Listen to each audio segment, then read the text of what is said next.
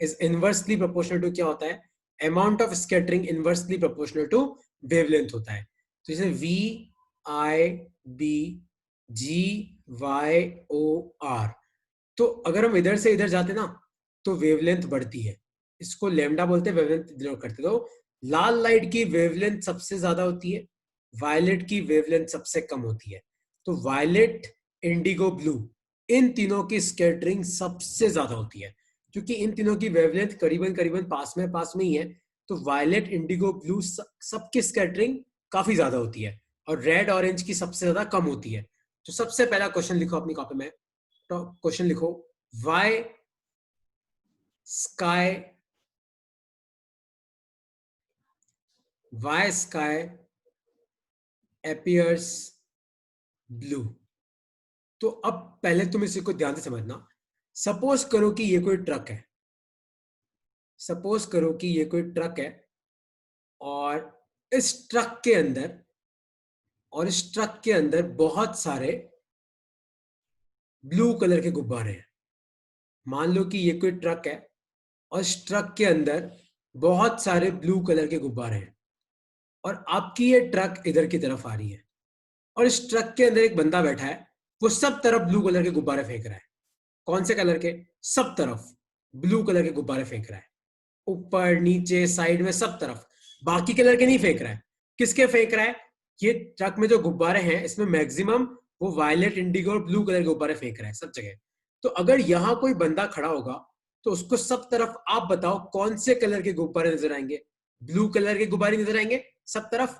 अगर मान लो कि ट्रक के अंदर एक बंदा बैठा है और वो सब तरफ आपके ब्लू कलर के गुब्बारे फेंक रहा है, कौन से कलर के फेंक रहा है? ब्लू कलर के। तो आपको सब तरफ कौन से कलर के गुब्बारे नजर आएंगे? ब्लू कलर के नजर आएंगे। लाइट के साथ भी ऐसा ही होता है। लाइट के साथ क्या होता है, ध्यान से समझना।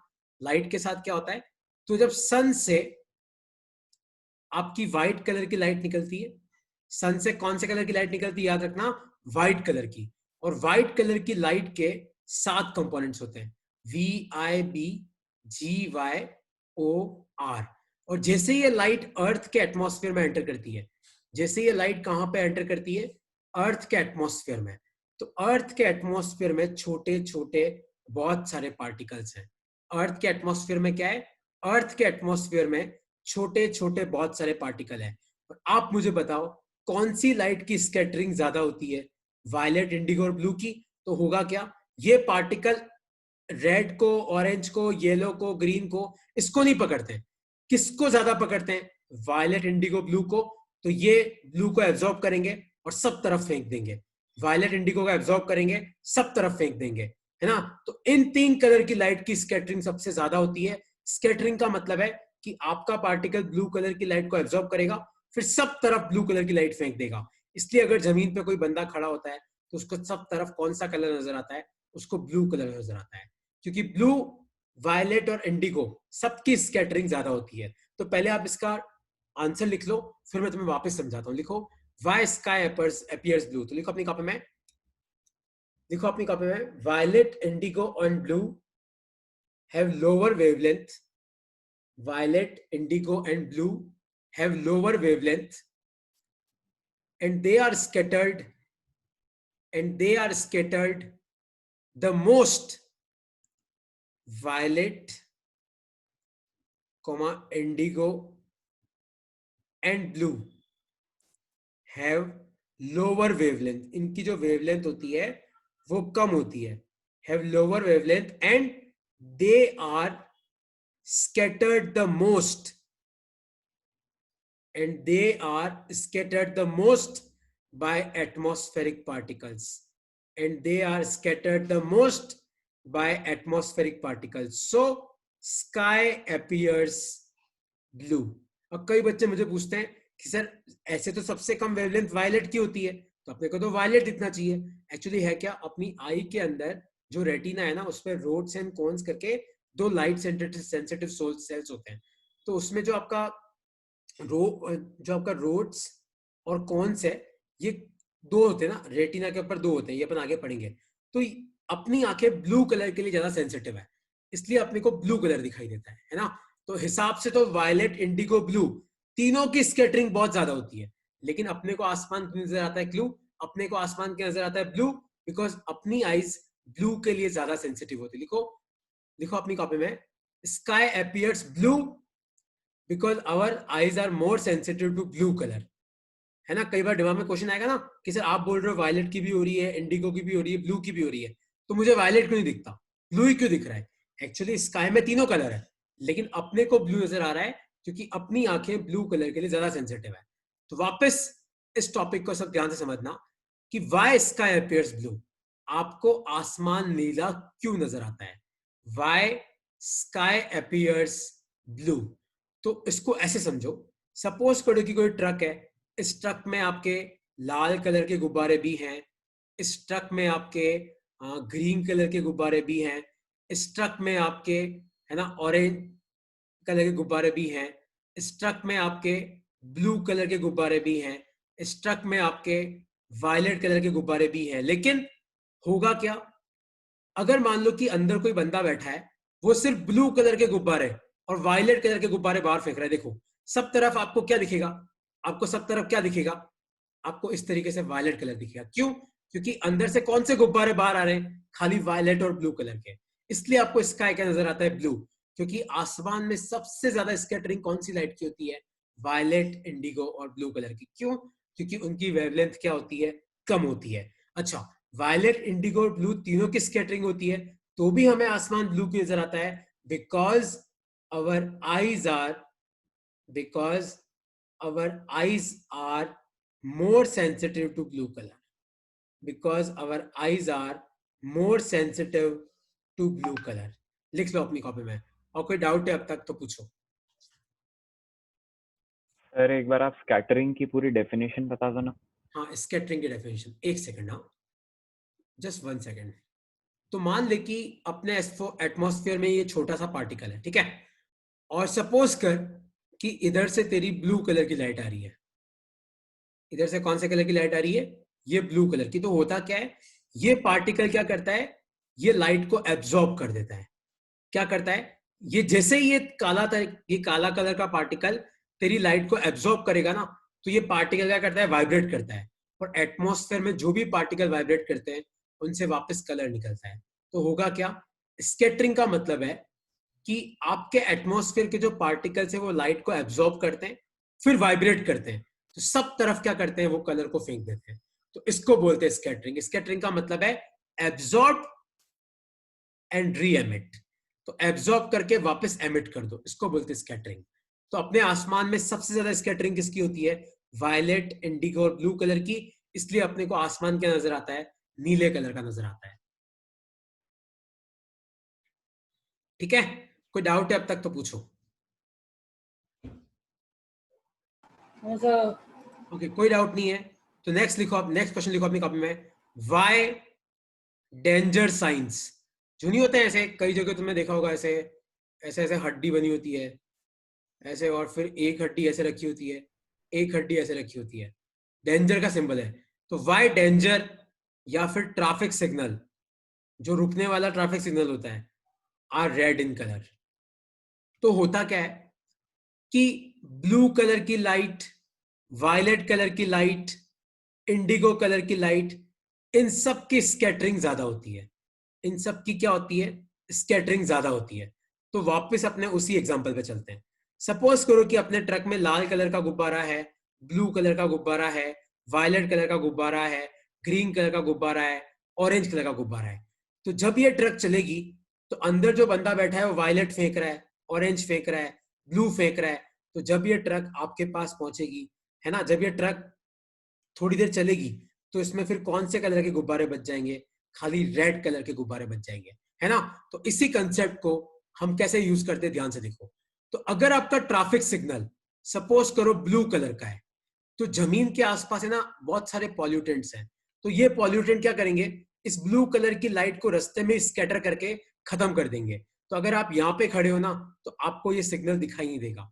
लेकिन यही अगर सपोज करो कि रेड कलर की लाइट है, और अब आपके पार्टिकल्स हैं, रेड कलर की वेवलेंथ ज्यादा होती है, तो रेड कलर की लाइट आसानी से आप तक पहुंचेगी और आपको डेंजर सिग्नल आसानी से दिखाई देगा। इसलिए जो भी डेंजर सिग्नल्स होते हैं ना, वो जनरली आपके कौन से होते हैं? रेड कलर में बने होते हैं। तो पहले लिख लो, फिर डाउट है तो अपन डिस्कस करेंगे। लिखो। सर आजकल सर रेडियम ग्रीन भी तो होता है सर।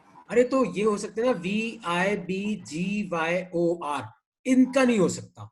ग्रीन हो सकता है, येलो हो सकता है, ऑरेंज हो सकता है, रेड हो सकता है ना। ग्रीन भी तो होता है, देखा है ना रोड पे, येलो भी तो होता है, ऑरेंज भी तो होता है और रेड भी होता है। पर मैं रेड की बात इसलिए कर रहा हूँ क्योंकि डेंजर सिग्नल जनरली रेड होते हैं, वरना ट्रैफिक सिग्नल देखना इन चारों के होते हैं। पर कभी तूने वायलेट या इंडिगो या ब्लू नहीं देखा होगा।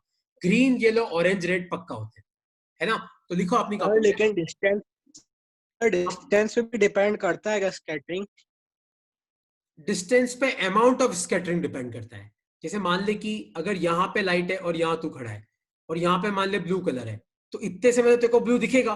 लेकिन मान ले यहाँ पे है और तू यहाँ पे खड़ा है, तो जितना दूर आप खड़े रहोगे ना, उतनी रास्ते में लाइट की स्कैटरिंग होगी और ये लाइट धीरे धीरे गायब हो जाएगी, तो तेरे को दिखाई नहीं देगी। ठीक है। तो लिखो अपनी कॉपी में, डेंजर सिग्नल्स और traffic signals, danger signals or traffic signals are generally of red color, या ब्रैकेट में लिख लो higher wavelength, are generally of red color, bracket में लिख लो higher wavelength, because the more the wavelength, the less will be the scattering, because the more the wavelength, the less will be the scattering, and light will travel a larger distance, and light will travel a larger distance, and light will travel a larger distance. तो अगर आपका suppose करो, अगर आपने traffic signal blue colour का बना दिया, तो बेचारा ये रास्ते में स्कैटर हो के खत्म हो जाएगा, आप तक पहुंचेगा ही नहीं। अगर यही ट्रैफिक सिग्नल सपोज करो हमने लाल कलर का बनाया, तो लाल कलर की स्कैटरिंग तो कम होती है, तो लाल कलर क्या करता है, ज्यादा दूरी तक ट्रैवल करता है। ठीक है, तो स्काई क्यों ब्लू होता है, डेंजर सिग्नल्स क्यों रेड होते हैं। किसी को कोई डाउट है अब तक तो पूछो। ठीक है, अच्छा अगर मैं तुम्हें पूछूं, एक क्वेश्चन पूछूं कि मून पे, मून पे स्काई का क्या कलर होगा। ब्लैक। हाँ, तो मून पे स्काई का कलर क्या होगा। अगर जैसे अपन धरती पे खड़े हैं, अपन आसमान देख रहे हैं, अपने को ब्लू नजर आता है। अगर कोई बंदा मून पे खड़ा है और वो ऊपर देख रहा है, तो उसको ब्लैक कलर नजर आता है। ऐसा क्यों होता है। सर क्योंकि वहाँ वैक्यूम है इसलिए। वैक्यूम में उससे क्या होगा। पर सर कोई पार्टिकल ही नहीं होगा ना। हाँ, तो मून पे क्या होता है, लाइट नहीं है था तो डार्क है। डार्क। तो मून पे क्या होता है, मून पे आपको ब्लैक कलर दिखाई देता है क्योंकि मून पे नो एटमॉस्फेरिक पार्टिकल्स। मून पे क्या होता है, नो एटमॉस्फेरिक पार्टिकल्स, तो आपकी स्कैटरिंग ही नहीं होगी। तो अगर आपकी स्कैटरिंग ही नहीं होगी तो आपको एटमॉस्फेयर क्या दिखाई देगा, ब्लैक कलर का दिखाई देगा। तो लिख लो अपनी कॉपी में, since moon contains no atmospheric particles so there will be no scattering, and आपको स्काई कौन से कलर का दिखेगा, ब्लू कलर का, and sky will appear black, sorry black colour का, sky will appear black in colour. तो लिखो अपनी कॉपी में, सिंस मून हैज, मून पे स्काई ब्लैक थोड़ी दिखना चाहिए सर, स्टार्स ही स्टार्स दिखने चाहिए ना सर। देख होता क्या है दिव्य, स्टार्स में दिव्य देख होता क्या है, अपन अर्थ पे खड़े हैं, तो स्टार्स से कौन से कलर की आती है, व्हाइट कलर की लाइट आती है। ठीक है, स्टार्स से, अगर अपन अर्थ पे खड़े हैं, अगर इस लाइट की स्कैटरिंग नहीं होगी ना, अगर इस लाइट की स्कैटरिंग होगी तो क्या होता है, देख दिव्य देख, अगर इस लाइट की स्कैटरिंग होगी सब तरफ क्या दिख जाता है, सब तरफ ब्लू कलर फैल जाता है ब्लू कलर। इस तरह से। अगर स्कैटरिंग नहीं होती है तो फिर अपने पास थोड़ा सा कलर पहुंचता है, इसलिए अपने को स्काई क्या नजर आएगा, ब्लैक कलर का। और तू बोल रहा है कि स्टार्स होते हैं, तो मैं ऐसा थोड़ी बोल रहा हूँ कि खाली ब्लैक कलर नजर आएगा। ब्लैक कलर में जैसे अपने यहाँ पे रात को स्टार नजर आते हैं, वैसे मून पे भी आपको स्टार ही नजर आएंगे। आपको मून पे ब्लू कलर कभी नहीं दिखेगा। मून से तुम्हें स्टार दिखेगा, मून से तुम्हें अर्थ दिखेगा, सारे प्लैनेट्स भी दिख जाएंगे, है ना। लेकिन मून से तुम्हें स्काई ब्लू कभी नहीं दिखेगा। क्यों, क्योंकि मून पे एटमॉस्फेयर ही नहीं है, तो स्कैटरिंग नहीं हो सकती।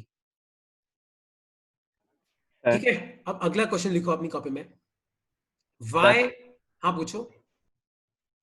सर वो स्टार्स की जो व्हाइट लाइट आएगी वो भी उतनी स्कैटर होनी चाहिए ना, क्योंकि पार्टिकल्स अर्थ पे सेम ही रहेंगे।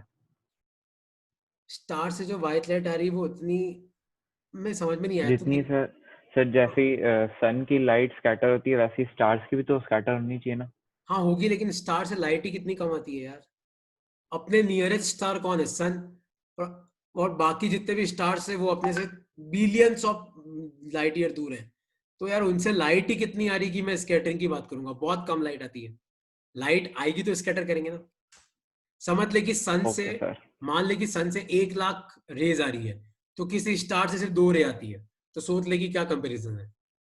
तो क्वेश्चन लिखो अपनी कॉपी में, why stars twinkle but planets does not twinkle. मतलब आपके स्टार्स ट्विंकल करते हैं, लेकिन जो अपने नियर बाय प्लैनेट है वो ट्विंकल नहीं करते हैं, है ना। अब तुम सब ध्यान से सुनना, ये क्वेश्चन एग्जाम में कैसे पूछा जाता है। सब पहले इस चीज को ध्यान से समझना कि अर्थ के पास में एक तो आपका सन है, एक आपका मून है, एक अपने प्लैनेट्स हैं, जितने भी अपने सोलर सिस्टम में प्लैनेट्स हैं, जैसे अपना जुपिटर हो गया, सैटर्न हो गया, जितने भी प्लैनेट्स हैं। अब तुम सब ध्यान से सुनना, सन जो है वो अर्थ के पास है, तो सन से अर्थ पे बहुत लाइट आती है। मून भी अर्थ के पास है, तो मून रात को, होता क्या है कि ये जितने भी प्लैनेट्स है ना, ये दिन भर में क्या करते हैं, स्टार से लाइट एब्जॉर्ब करते हैं, फिर उसी लाइट को वापस रिफ्लेक्ट करते हैं। तो जुपिटर भी अपने पास है, तो जुपिटर से भी लाइट आएगी, सैटर्न से भी लाइट आएगी, है ना, सबसे लाइट आएगी। अब तुम एक चीज मुझे समझाना, एक चीज, सपोज करो कि आप यहाँ पे खड़े हो और यहाँ पे कोई रैली आ रही है, 1 2 3 4 5 6 7 8 9 10 11 12 13 14 15, मान लो इस रैली में 10,000 लोग हैं, और यहाँ पे एक रैली आ रही है, सपोज करो कि ये बीजेपी की है और सपोज करो कि ये कांग्रेस की है। मान लो इसमें 3 लोग हैं या 4 लोग हैं, ठीक है। तो आप मुझे बताओ कि इस रैली में अगर 2 लोग कम हो गए तो आपको पता पड़ेगा। क्यों पता पड़ेगा? साला वैसे ही 4 लोग थे, 2 कम हो गए तो आसान, अपनी आंखों को पता पड़ जाएगा। लेकिन इस रैली में अगर 10 लोग भी कम हो गए तो भी आपको पता नहीं पड़ेगा, क्योंकि यहाँ पे नंबर ऑफ लोग बहुत ज्यादा है। तो अगर नंबर ऑफ लोग ज्यादा हो तो 3 4 कम भी हो तो फर्क नहीं पड़ता। लेकिन अब जो गिने चुने 4 ही लोग हैं, उसमें से भी मैं 1 को या 2 को गायब कर दूं तो आपको पता पड़ जाएगा ना। तो यही होता है। अब ये कंसेप्ट मैंने क्यों पढ़ाया, अब सब ध्यान से देखना। तो अगर तुम अर्थ पे हो, है ना, और मान लो कि मैं बात करता हूं मून की, मून अपने नियरेस्ट है, तो मून से अर्थ पे बहुत लाइट आती है, तो थोड़ी बहुत लाइट ऊपर नीचे भी होगी ना तो अपने को पता नहीं पड़ेगा। लेकिन बेचारे स्टार्स अपने से बहुत दूर हैं, उस स्टार से आपकी आई 1 2 रे रही है, अगर उसमें से एक रे ऊपर नीचे भी होती है तो अपने को पता पड़ जाता है।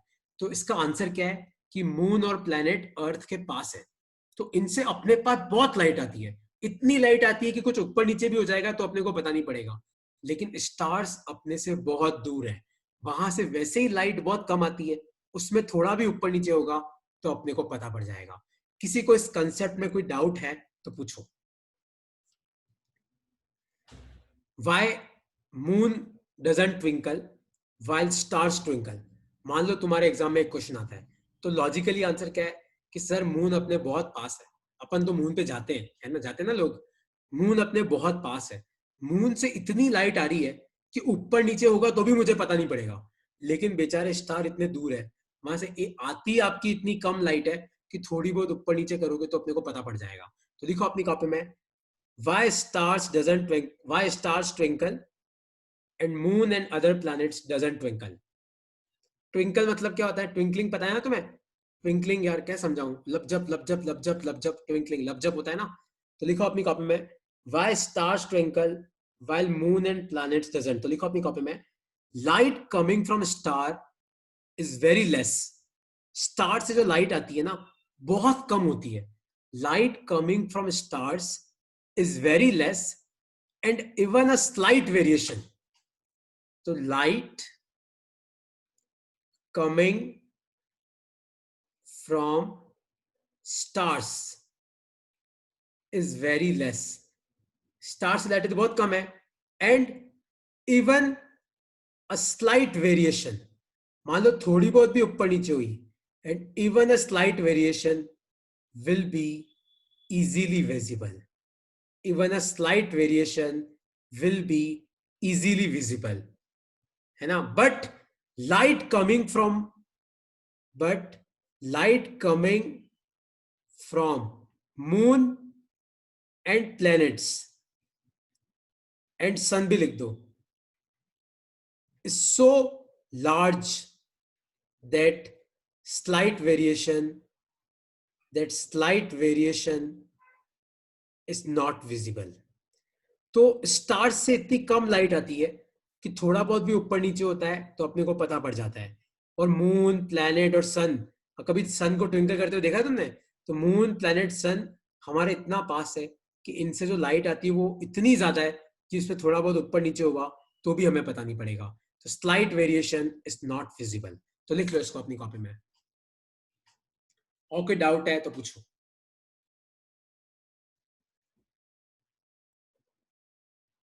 अच्छा, यहां पे एक चीज और है कि जो मैंने वर्ड यूज कर रहा हूं ना, even slight variation will be easily visible, slight variation is not visible. तो ये वेरिएशन कहां से आता है? ये वेरिएशन कहां से आता है ध्यान से देखना.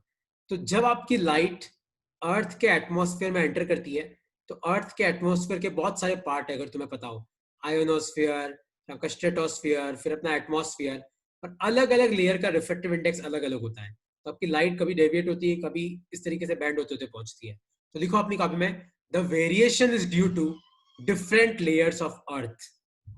The variation is due to different layers of earth since they have different refractive index.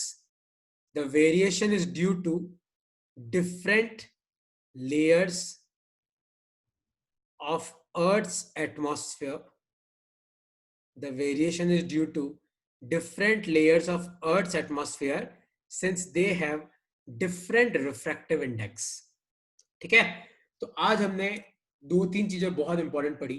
पहला तो आपको स्काई ब्लू क्यों दिखता है, दूसरा डेंजर सिग्नल्स लाल कलर के क्यों होते हैं, तीसरा स्टार्स ट्विंकल क्यों करते हैं, और प्लैनेट, अर्थ और सन ट्विंकल क्यों नहीं करता है, आपकी स्कैटरिंग क्या होती है, किसकी ज्यादा होती है, किसकी कम होती है, स्कैटरिंग किस पर डिपेंड करती है. इन सब टॉपिक में कोई भी डाउट है तो पूछो. सर यहाँ पे रिफ्रैक्टिव इंडेक्स का क्या यूज होगा? देख, रिफ्रैक्टिव इंडेक्स का यूज ये है, जैसे मान ले कि ये अर्थ की अलग अलग लेयर्स हैं. तो मान ले कि तेरी लाइट आई ऐसे, तो पहले वो लाइट ऐसे जाएगी. सपोज कर कि यहाँ पे सबका रिफ्रैक्टिव इंडेक्स अलग है, N1, N2, N3. तो तेरी लाइट ऐसे बैंड होते होते अपने तक पहुंचेगी इस तरीके से. तो अपने तक जब लाइट पहुंचेगी ना, तो यहाँ पे लाइट तेरे को ऐसे वेरिएट होते हुए दिखेगी. कभी ऐसे आएगी, कभी ऐसे आएगी, कभी ऐसे आएगी, कभी ऐसे आएगी. तो यहां से अपने को ट्विंकलिंग इफेक्ट दिखता है. सर तो यही वेरिएशन है? हाँ, यही वेरिएशन है ना. देख, स्टार से लेके अर्थ तक लाइट आएगी तो रास्ते में तो कुछ नहीं है, यहां तो वेरिएशन हो नहीं सकता. अर्थ के अंदर आके ही तो वेरिएशन चालू होगा. Yes sir. ठीक है. और आज का लास्ट टॉपिक है, लिखो अपनी कॉपी में, formation of rainbow. Formation of rainbow. अच्छा, तुम लोगों ने कभी किसी ने एक के ऊपर एक रेनबो देखा है? तुम में से किसी ने एक के ऊपर एक रेनबो? अगर तुम्हें नहीं पता हो तो पता है, दुनिया में कई ऐसी जगह है जहां पे आप 7 रेनबो एक साथ देख सकते हो.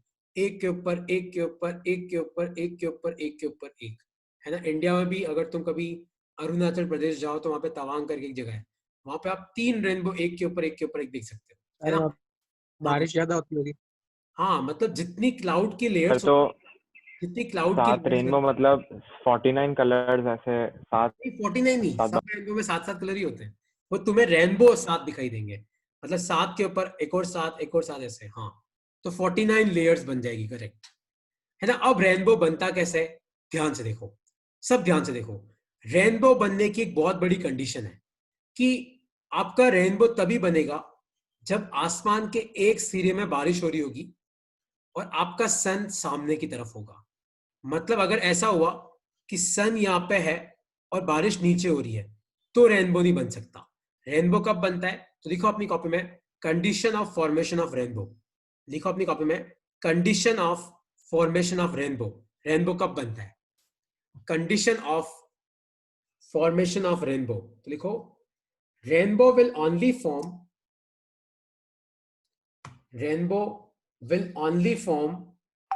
if it is raining in one part of the sky rainbow will only form if it is raining in one part of the sky and sun is shining in opposite part, and sun is shining in opposite part of the sky. तो rainbow तभी बनता है जब आपकी बारिश एक तरफ हो रही हो और आपका सन उसके अपोजिट हो, इधर भी हो सकता है इधर भी हो सकता है, कोई फर्क नहीं पड़ता, ठीक है। अब रेनबो बनता कैसे, ध्यान से देखो। तो सन से आपकी कौन सी कलर की लाइट आती है, आप खुद मुझे बताओ। व्हाइट कलर की लाइट आती है। तो जैसे ही आपकी लाइट यहां पहुंचेगी तो रेनबो फॉर्मेशन का जो सबसे पहला स्टेप है, लिखो अपनी कॉपी में, एक तो यहां पे आपकी लाइट के 7 टुकड़े हो जाएंगे, तो यहां पे क्या हो रहा है, डिस्पर्जन।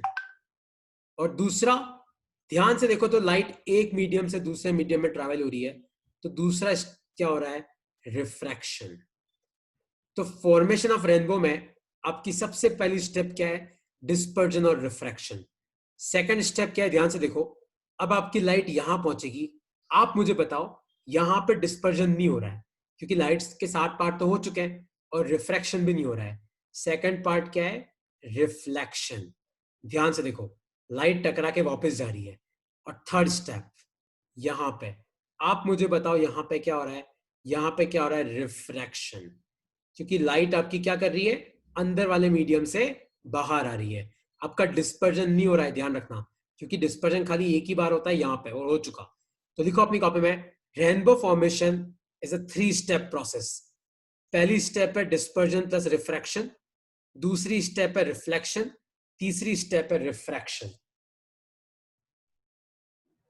सर ये रिफ्लेक्शन और रिफ्रैक्शन कैसे होगा वो एक्सप्लेन। हाँ एक सेकंड पहले लिख लो। तो rainbow formation is a 3 step process. पहली स्टेप है तेरा डिस्पर्जन प्लस रिफ्रैक्शन, दूसरी स्टेप है रिफ्लेक्शन, तीसरी स्टेप है रिफ्रैक्शन। मैं एक्सप्लेन करता हूं तुम्हें ना, मैं एक सेकंड तुम्हें एक्सप्लेन करता हूं, एक बार लिख लो।